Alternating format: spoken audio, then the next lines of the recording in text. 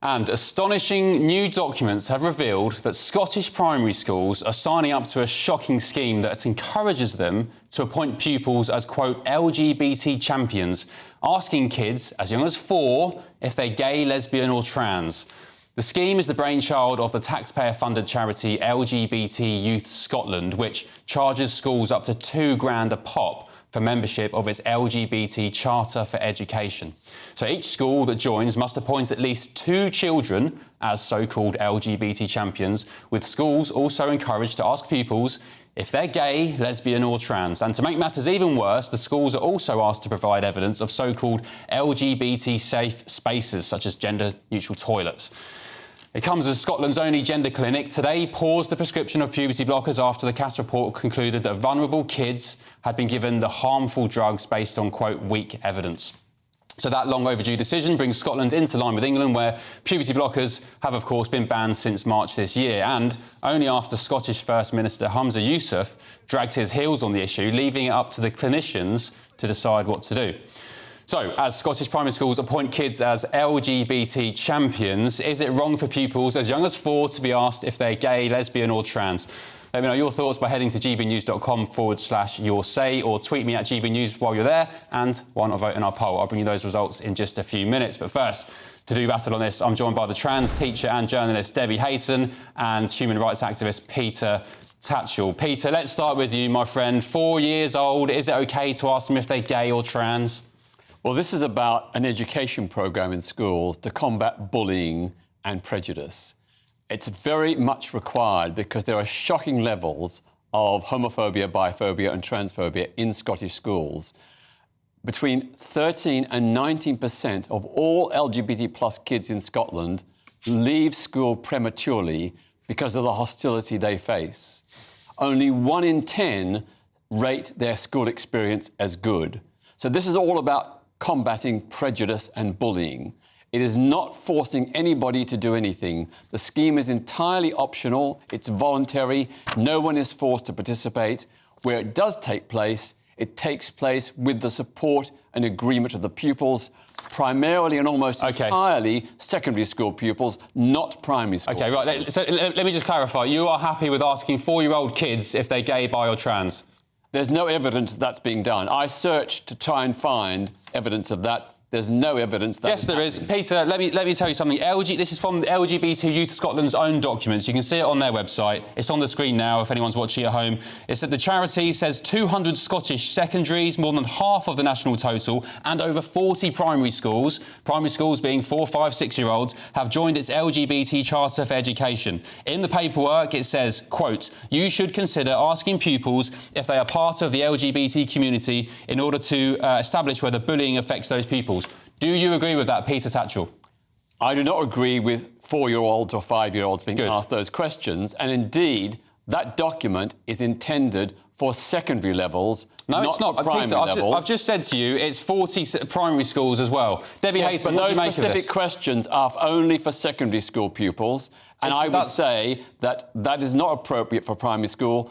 The LGBT Youth Scotland is pioneered by a principle of age-appropriate education. OK. So they would not ask those questions of very young children. OK, well, that's not what the document says. But Debbie Hayton, let me get your thoughts on this. What do you make of this LGBT Youth Scotland and the fact that they are potentially asking 4, 5, 6-year-olds whether they want to be gay, bi or trans? I'd argue you shouldn't be asking them or even speaking to them about heterosexual relationships. Let kids be kids. Why do you want to talk about sex and relationships with young kids? Well, you should be letting children grow up. If there's issues with bullying, let's deal with the bullying. But we shouldn't be imposing on any children this belief system that they've got to choose an identity, choose a team in which to be a member of, or be an ally of another team. These are children, and children need the space to grow before we start imposing adult ideas on them about relationships. Let them grow up first, please. Peter, what age is it acceptable for you to start speaking to kids about whether they're gay, bi or trans? I would say at secondary level, because already by that age, some young people are aware that they're LGBT. So what age is that? Can you just confirm? Sorry? What age would that be? Secondary, like so 10, 11, 12? 11, 12, but no one should be forced or pressured. This should be an option. They shouldn't be actually asked the question. They should be invited to come to classes and where LGBT issues are discussed. It's up to them whether they disclose it or not. No one should be pressured. It should be entirely voluntary. This is not about indoctrination. This is about supporting LGBT plus kids in Scotland who, as I said, get a very raw deal. There's so much bullying. We need to encourage understanding and acceptance to end that bullying. So educating young LGBT kids and young straight kids about that is a good way to do it, because the evidence shows that where this program has been implemented, LGBT plus kids feel much better about themselves, there's less bullying, they stay on longer at school, they don't feel forced to leave. So that's a win-win-win for everyone. Debbie Hayton, same question to you as a trans woman. What is an acceptable age to start asking kids about sex and sexual relationships? Well, I think you've said there, asking them about sex and sexual relationships. What we should be teaching children at an appropriate age is about relationships and about those relationships. What worries me about the pack that I've seen here is that it's asking children, where do you fit into this? And that's what we shouldn't be doing. That's not the role of schools. Schools are there to teach children, not to ask children, where do you fit into this? Now, which age this is coming in at is a matter of conjecture. But my concern would be that too soon children feel obliged to pick a team, choose a letter to identify with or support. That's what I'm concerned about. Peter, as we've seen with the CAS review and puberty blockers at the Tavistock in England, you know, a lot of these young kids are confused, vulnerable, unhappy for various reasons. I mean, 35% of them at the Tavistock were reported to have autism, for example. I'm concerned and worried that we're polluting kids' minds with information on sex and, you know, relationships, not just trans or gay relationships, any kind of sexual relationship. Just let kids be kids. Why can't... I mean, what is it with adults who want to speak to kids about sex? What's going on there? I just don't get it. It blows my mind. I agree.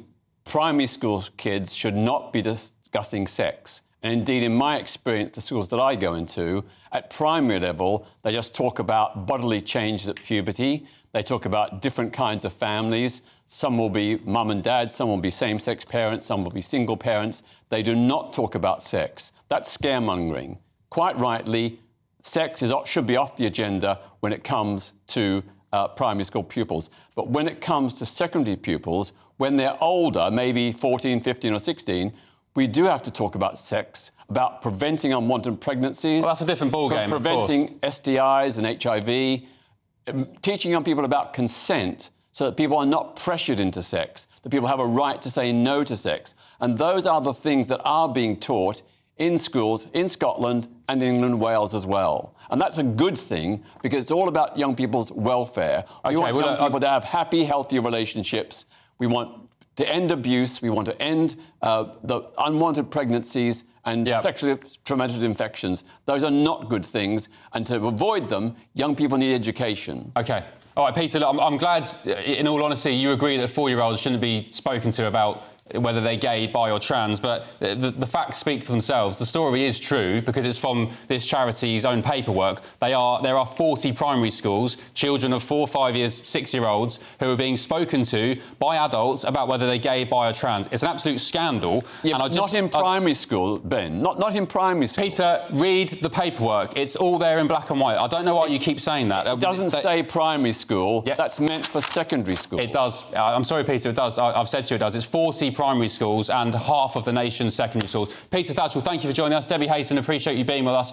A quick word from the Scottish Government. They've said in a statement to us, we are committed to doing everything we can to make Scotland the best place to grow up for LGBTQI+ young people. This includes funding LGBT Youth Scotland to deliver a range of projects such as the LGBT Charter Programme. Very good, very good. We reached out to LGBT Youth Scotland for comment but received no response. Let's see what you've been saying. Who do you agree with? Is it wrong for pupils as young as 4 to be asked if they're gay, lesbian or trans? Barry on X says anyone asking a kid as young as 4 if they're gay, lesbian or trans needs to be put on a watch list and banned from being allowed anywhere near a primary school. Barry, I think I agree with you. Matt on X says, as a gay man myself, the more these people whip up tensions, the more the likes of me and many others will get caught in the crossfire and treat as if we endorse this madness when we don't. It needs to stop. It needs to stop. And your verdict is now in. Absolutely emphatic. 95% of you agree that it's wrong for pupils as young as 4 to be asked if they're gay, lesbian or trans. 5% of you, may I say, who are you, the 5%? 5% of you say that is OK. Actually, that's quite concerning. I was hoping for 100%, but anyway.